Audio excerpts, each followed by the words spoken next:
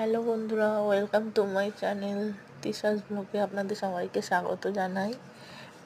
তো প্রতিদিনই তো রিলস ভিডিও আপলোড করি, তো আজকে একটু অন্যরকম ভিডিও আপলোড করলাম।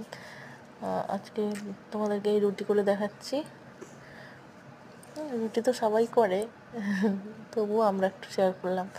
আর আমার রান্নাঘরের অবস্থাটা দেখুন, মডিউলার কিচেন তো নয়, চিমনিও লাগানো নেই, এই জন্য এরকম হয়ে গেছে।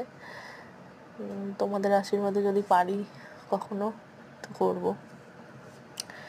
তোমাদের সঙ্গে কথা বলতে বলতে রুটিটা একটু নেড়ে নিলাম। আর নতুন ক্রিয়েটার কিছুই নেই, ফোনটা বারবার পড়ে যাচ্ছে, অন্ধকার হয়ে যাচ্ছিল। আচ্ছা, এবার রুটিটা একটু ঘুরিয়ে দেবো নেড়ে দিয়ে। এখনো হয়নি, আর একটুখানি হোক, রুটিটা উল্টে দেবো।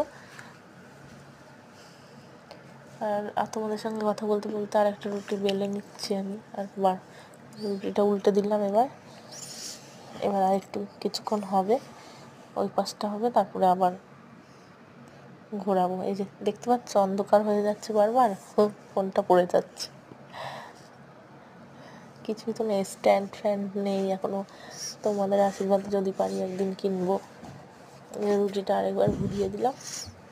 এবার রুটিটা এবার চেপে চেপে ফুলিয়ে নেব।